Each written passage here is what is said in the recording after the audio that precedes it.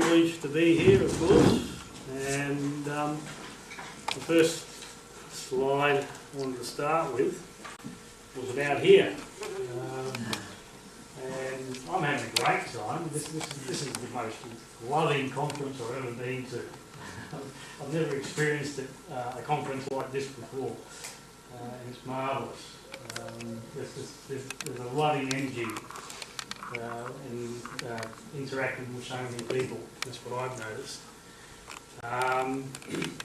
And I'd like to salute what the founders of Bundagen have done over the decades and created this paradise. I've got on the slide there, instant paradise. Right? Unlike, say, our block of land, we don't have a beach like that. We're not in a beautiful forest like that. It's very, very different to what we're setting up. And where the Bundagen founders came from is probably quite appropriate to start with, the coastal lands and get people together on this particular journey. But we know that there's a lot of coastal pressure now. And if we were to get to a situation where we needed to depopulate the cities, where would those people go? Perhaps it's not appropriate to encourage more people to the coast and also into the wilderness areas. Because when you do that, you damage the ecology. Right? Our initiative is the opposite. We've gone into the tablelands where there's vast areas of marginal lands, and the important points that I'm working with in this talk: is there a divine purpose for humans, and why should we settle for anything less? In fact, we can't afford to settle for anything less in the future. The question that I might ask the group here is, do we think things are going to get more extreme, or are things going to get easier? Are things going to get easier from now? No? Are things going to get more extreme? Okay, so we need to elevate our thoughts, and that's what the talk I gave this morning, the 10-minute talk, focused on that. How there's a lot of factors in our society where we need to turn our thinking around and get onto the spiritual side of things rather than the economic or the military or political. Right? We need spiritual solutions to the problems we're facing, not those other issues. Okay. The other thing we're looking at is how highly evolved beings organise their societies. Right? There is some very good references for that. And that's where we should start with our visions. Right? This morning's presentation, 10-minute presentation, was about the three tools of creation: vision, thought, word and deed. Right? And you have to have all those elements working for creation to occur. Right? What I've got on this slide is your life is a magic trick and you are the magician. Right? I love that. And then Dan Millman came along, that we know from Peaceful Warrior, and said, well, magical thinking becomes a problem when people expect to manifest their desires and dreams without that intermediate step of working towards it. And I think the Bundagen people here would agree with that. They put a lot of work into this place to get it where it is. Okay. Would that be true? That's true. Yeah, it's a lot of work, isn't it? Okay. You can't just bliss out. So this is some of the early pictures of that we took of our 700 hectares. These three little photos are a little bit more recent. We built an earth ship, a small version of an earth ship. You know about Michael Reynolds and Garbage Warrior. Mm-hmm. This is small version. I built that all by myself, just to show it could be done, I guess. If one person can do it in 10 days, 10 people could do it in less than 1 day. Right? It's a very solid structure. A lot of people are building underground shelters, but this is just as strong as an underground shelter, and it's very easy to build.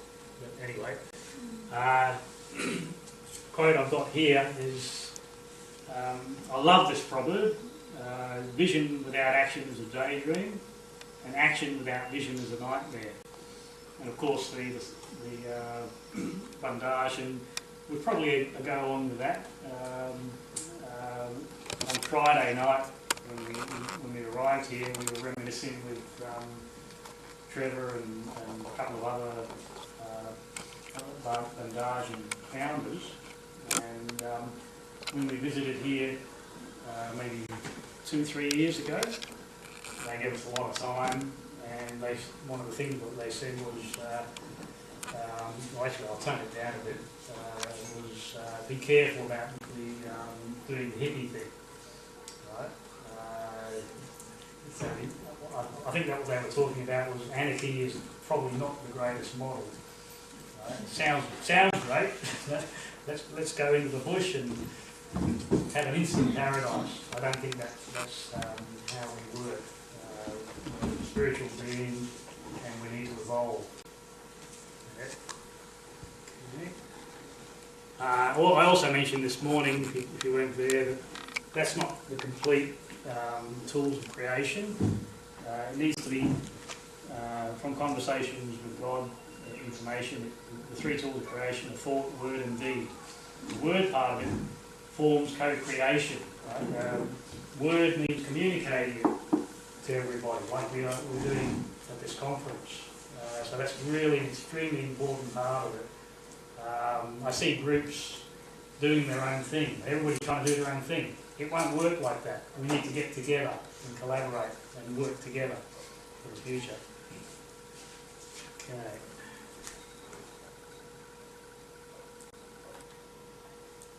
Oh, that's my synopsis. But anyway, we'll move on from there. This is one of my earliest influences into this direction from nearly 30 years ago. And before I came across this book, everything seemed to be a black hole. The future seemed like a black hole, and there was a great fear within me.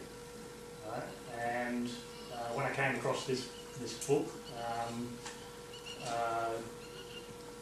I was drawn to it with the idea that it proposed about conscious thinking. Hang on. You can ask you a question and get an answer. I've forgotten what it's called. You can do an inner inquiry and get an answer to any question. I thought, oh, what a great way to pass exams. Right? The only trouble is, well, that's why I originally went for the book, and it's extremely powerful. It's still probably the most powerful book I've ever come across, and of course that took away all the fear that I had, and it was information that I had to carry myself for about 10 years. Nobody else knew anything about it in my experience. And when I tried to share the information, it was just, you're crazy sort of thing. One of the things the information is saying, you will find that the arrival of new awareness will be like a magnetic tide, gathering followers as it flows and eventually sweeping right in. And of course we're seeing that right now. Of course the mind is so powerful. Use the power of your mind, but do not be corrupt, for the mind is an all-powerful thing and can equally destroy as construct. Right? So we need to use the power of the mind, our most powerful tool, constructively. Right? Again, it's not anarchy, it's focus. Do your practices. I'll just mention this one here. The book also told us that it was quite damning of humanity, the road it was taking, and it told us some nightmarish scenarios that we are creating, right, which we don't have to go down. And some of the key elements of that are the current affairs programs, the media. The media, and the televisions and all that, they create a hypnotic state in the population, and people focus on that. And the war on terror, which is just something people made up to keep us in fear so they can control us, becomes a very powerful thing. Right? And they might do some terrorist acts so that they can spread that fear. And that's how they keep us under control. So, yeah, try and avoid some of that media stuff. Just a little bit about me. There's a good bundle of kindling there, which is pretty useful. And another one of my great influences comes from Castaneda works, Carlos Castaneda. I've got a couple of quotes here. "Not wanting anything is a warrior's finest attainment." That to me is really spiritual. Not wanting.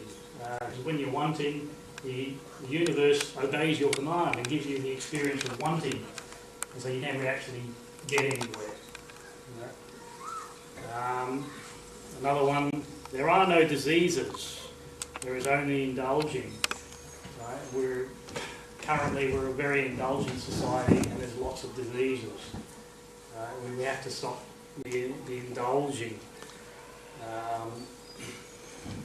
The third one I've got on there scares me a little bit, so I tend to try and hide it. "If you have nothing to die for, you have nothing to live for." That's a bit scary, so I try and keep that low key. But when I read that about 12 years ago, I knew it was me. It was speaking to me, sort of thing. Currently I'm running a yoga school, and but before that I was running electronics engineering business, and that ran for about 25 years. I loved the career. It was wonderful and very rewarding. But I think I woke up one day and I thought, well, this isn't real.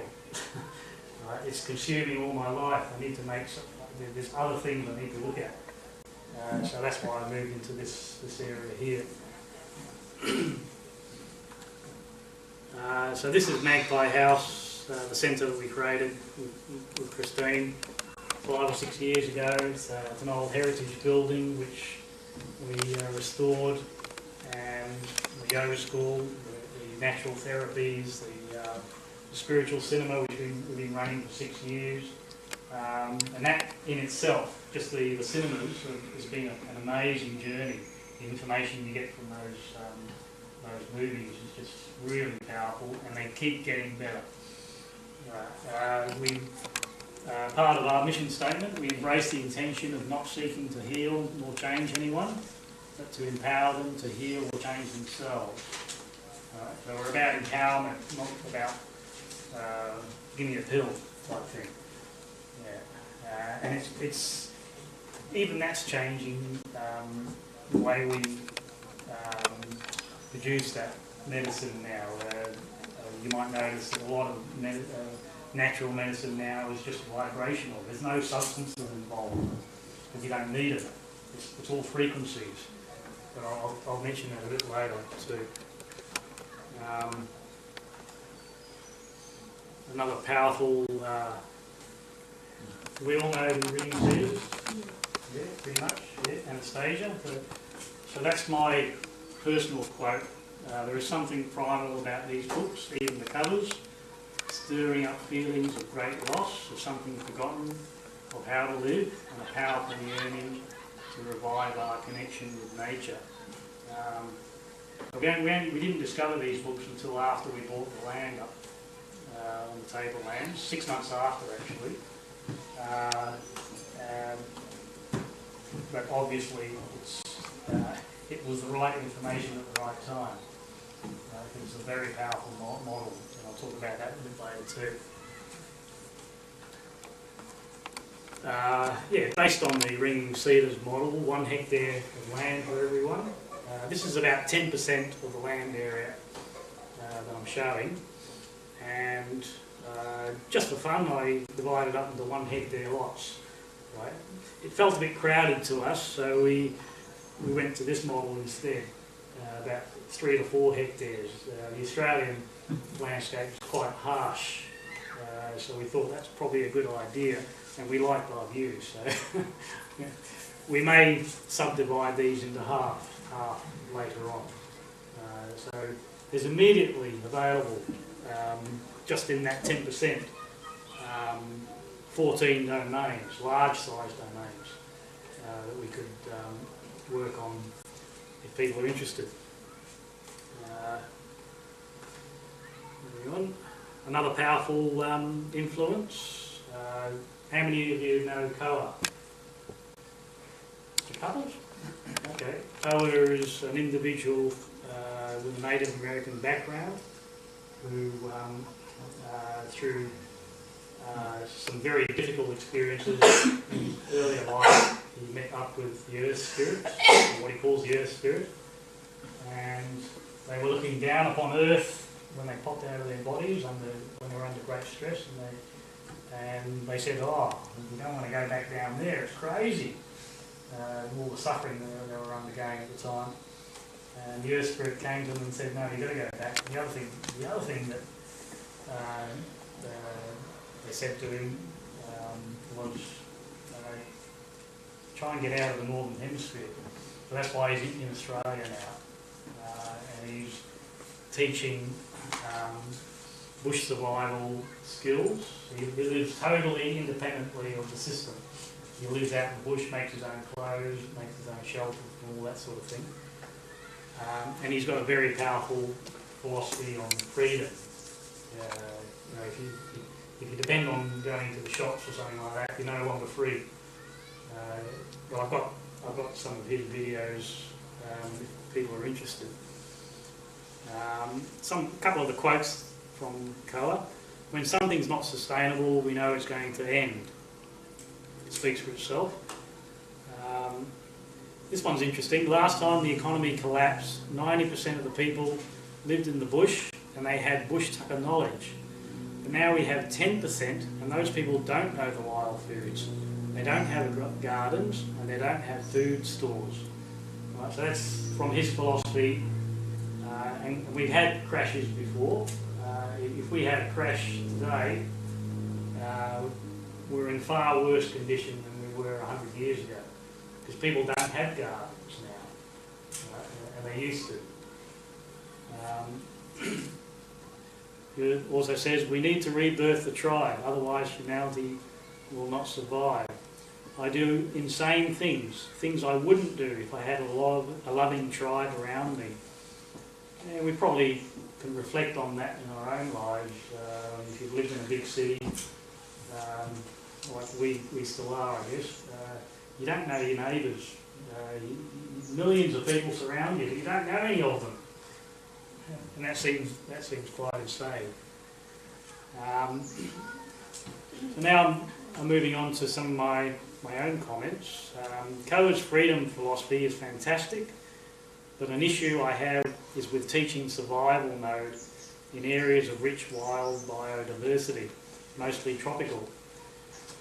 If massive changes are on their way, as described, then there would be hordes of individuals in survival mode that would devastate these areas. The bangalow palm, for example, which is edible, but to make it edible you've got to kill it, right? Or the tree frond, or the fern fronds, would likely disappear, as when in survival mode we are likely to kill the plant. Better to cultivate. The word cult, it sounds rather cultish, doesn't it? But cult is actually to cultivate, right? So when people say, "Oh, you're starting a cult," I say, "Great, yes, yeah, that's a great idea." Okay. Popular cult. Yeah, Ringing Cedars. So I've expanded further on from that idea. The cultivation, the ringing cedars provided the cultivation idea, and defining the divine purpose of humans. This is my interpretation of the ringing cedars. I don't know have people read the books? Yeah, 9 books, little bits and pieces? Okay. A higher purpose model, apart from colours, is from ringing cedars that actually defines the divine purpose of humans on this planet. And that is to enhance life by multiplying biodiversity into vast areas of marginal lands, rather than disturb areas of rich wilderness. People may say that humans should not disturb nature, but actually we're given the intelligence to disturb nature in a positive way rather than a negative way. So what I'm saying here, it's not actually appropriate for humans to disturb, say, the fragile coastlands up to a point, nor the forests of natural biodiversity, because this actually depletes rather than enhances nature. Right? So our divine purpose, perhaps, if we were to define one, is that we are going to multiply biodiversity. We're going to turn areas which are almost wastelands, and they get more wasteland by raising cattle or livestock on there, right? Because livestock decreases the biodiversity, tramples the soil, whereas we have the intelligence. We're the only creature that can do that. Right? Until we do that, we won't be given the keys to go out into other parts of the galaxy and spread life there. Right? At the moment, we're not being given the higher information, because we can't even live with ourselves, never mind with other federations around the galaxy.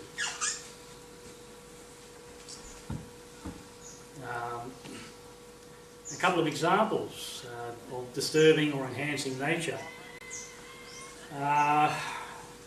Drainage of coastal swamps for housing estates at often massive profits to the developers, just so that humans can be close to the sea. We witnessed this when we were living in Byron Bay back in 2003. We noticed between Tweed Heads and Byron Bay all this coastal development, but to make this coastal development they had to drain swamplands and devastate the wildlife all along this region. It's still going on. You'll see it if you go up the highway, I'd say. And all you're doing is buying a little tiny block, your usual suburban block, and you pay, back in 2003 it was $250,000. So there's a problem with that. In fact, the first house we had in Byron Bay, when we went up there, was exactly that. It was reclaimed swampland. And the mosquitoes were terrible. Right? I even tried to beat the mosquitoes by riding through them with my bike at high speed, and they still attacked me. But not a good place to set up for humans, right? Very humid, damp conditions and lots of mosquitoes probably leads to disease.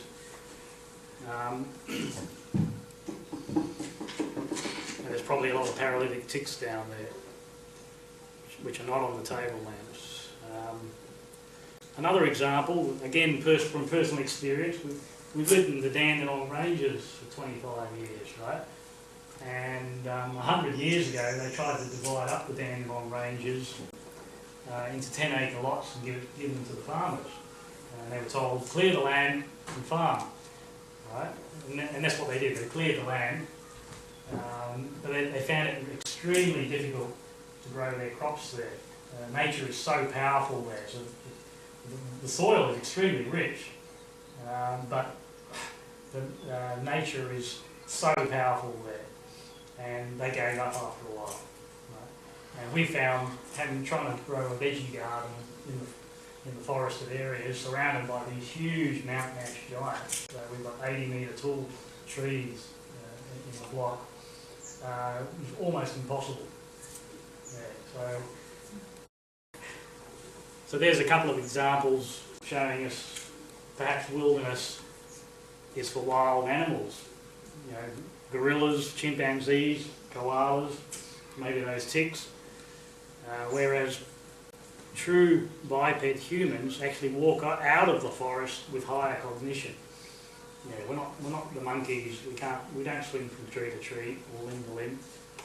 We stand up and walk, so we can walk out of the forest.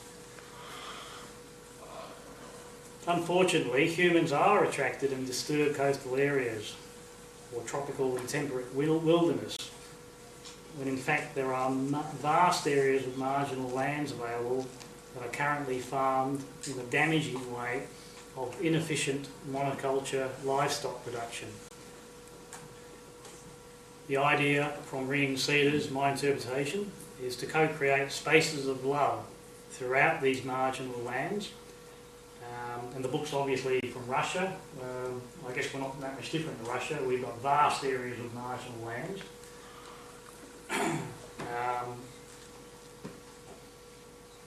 And that also solves the issue of what to do with huge populations in big cities. You know, if we ever got to the point where for some reason we have to depopulate cities, there is places for them to go, right?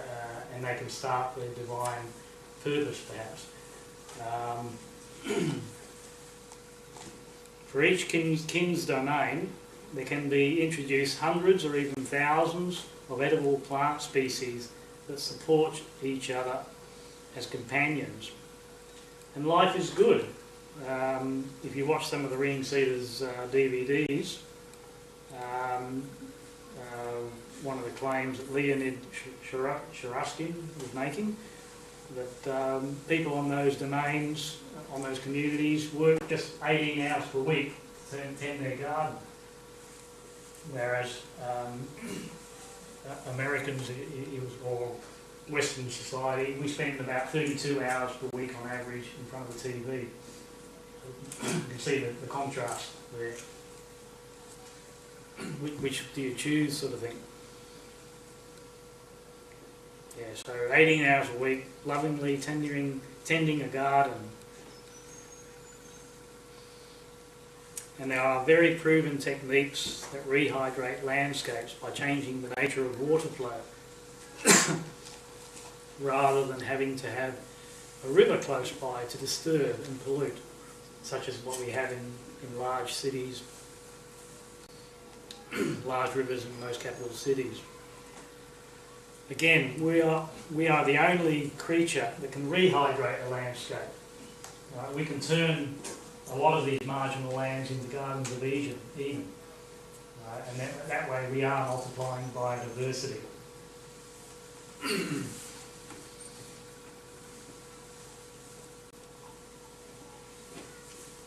So my last commentary here is Etherion is therefore the perfect Ringing Cedars landscape. Water in the room? George? Yeah. George? Ah, good. Okay.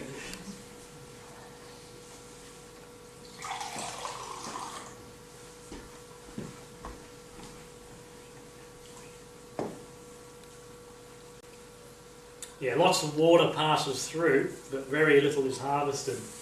Right? So you don't actually need a massive river through your property, right? Because that's what people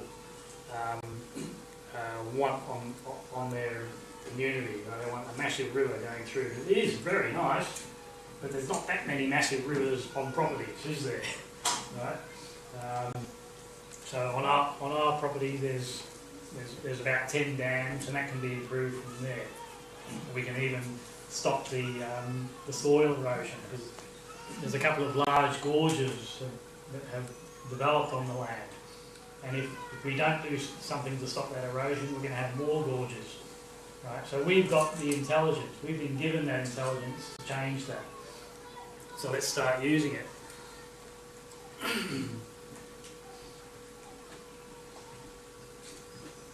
So my last comment was we would fulfill our divine purpose to transform this landscape into a permacultured Garden of Eden food paradise, rather than to simply forage for limited wild food in a naturally abundant but scarce wilderness. Yeah, so while Koa's message is very powerful, and he actually calls himself a survivalist. I think we need to be evolvers. Right? But the way Koa speaks about rebirthing the tribe, I think we're on the same page. Right?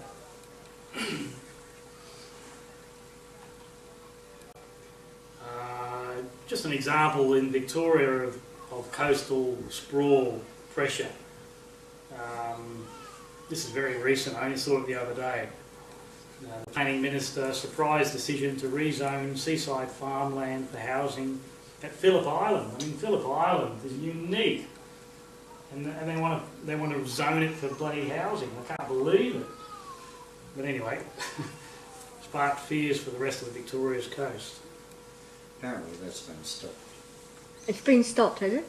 Apparently. Oh, okay. Oh, that was just the other day. Yeah, I heard it recently that it decided not. I think the same minister has approved other farmland along the coast to be while zoned. people were fighting for Phillip Island, they quietly go ahead and do all the other things. Yeah, that's right, yeah.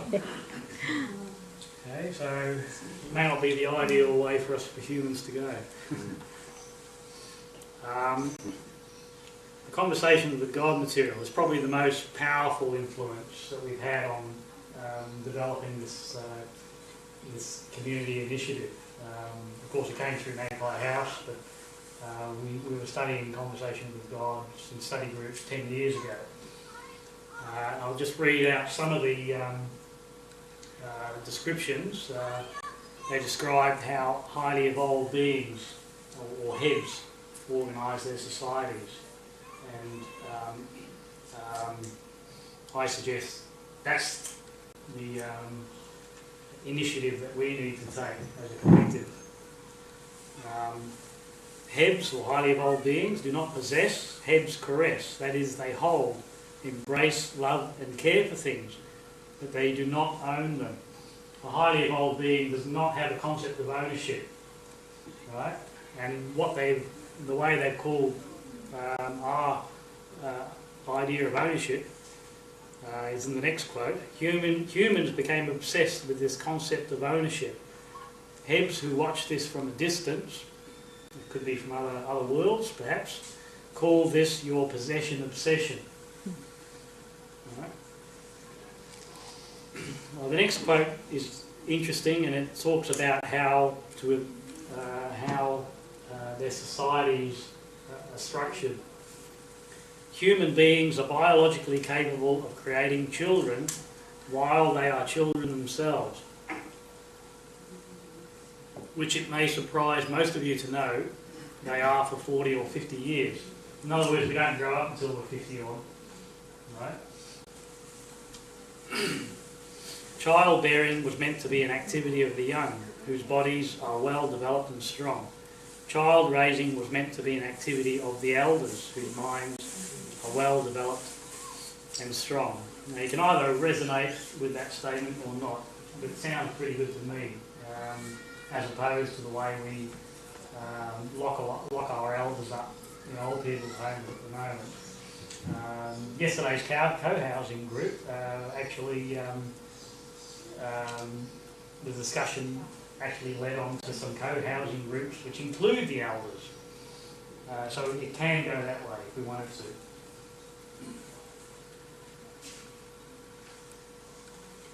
Okay, you believe that grouping together in large cities solves problems when it only creates them. It is true that in large cities there are services, there are jobs, there are entertainments which are not and cannot be found in smaller towns and villages.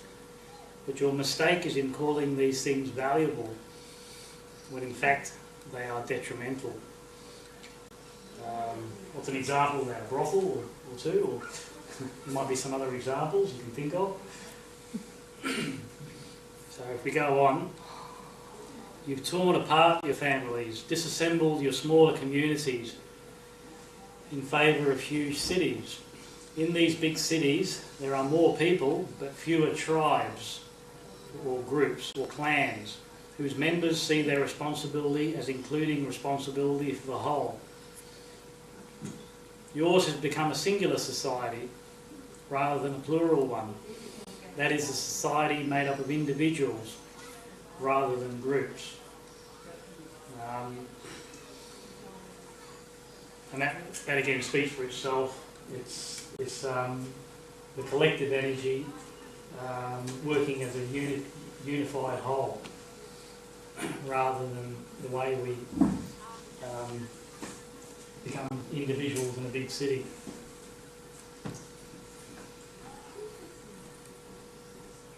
For highly evolved beings, they live in clusters, or what your world would call communities. But for the most part, they have abandoned their version of what you call cities or nations. Cities became too big and no longer supported the purpose of clustering, but worked against that purpose. They produced crowded individuals instead of a clustered community. A highly evolved being experiences personal ownership in the sense of holding personal responsibility for every good thing in his care. The closest word in your language to describe what a head feels about what you would call a prized possession is stewardship. A head is a steward and not an owner. And what I've noticed this weekend, a lot of the communities are going that way. They're abandoning the idea of ownership.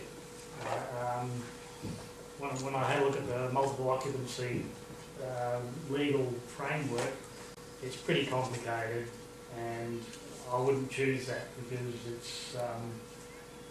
it's so legally tied up with the system. We need some more freedom. In fact, it's honouring the laws. Sorry? It's honouring the laws that we're trying to overcome, perhaps, or could be an obstacle to our understanding. multiple occupancy. Yeah, honouring the current laws. Well, there's other ways to do it. But they're trying to work into current laws, the current framework. But there are other models you can adopt now. Yeah. So I tend to try and move away from that. Yeah, that's what I'm saying. I mean, even what they've done here, you don't get a lease. Right? Once you've got a lease, you're under the Residential Tenancies Act, right, where they have a levy, and everybody seems to be happy with that. So why not?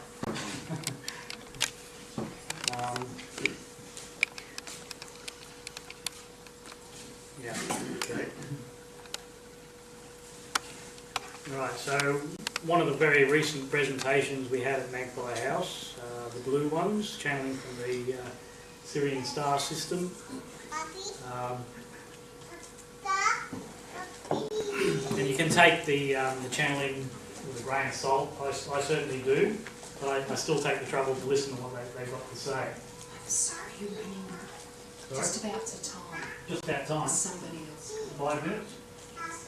Okay. There's some very powerful messages here, and probably the most important message is to set an intention for beyond 2012. They're telling us, after quite a bit of inquiry to them, that it's not going to be for the faint-hearted, whatever that means. I don't know what that means. And whenever we've tried to question them, what's happening in the world, what's going to happen, as one of my personal questions, they come back with, well, what is it you wish to create?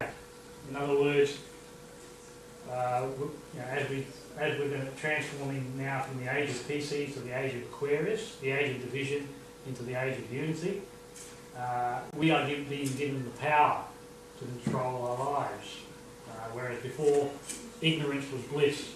Right? We no longer will have that luxury. Right? And so whatever thoughts you're putting out, make sure they're not fearful, because that will just attract fearful circumstances. If you're going to do something like this, do it out of joy. And if you have doubtful intentions, that will just manifest a doubtful future.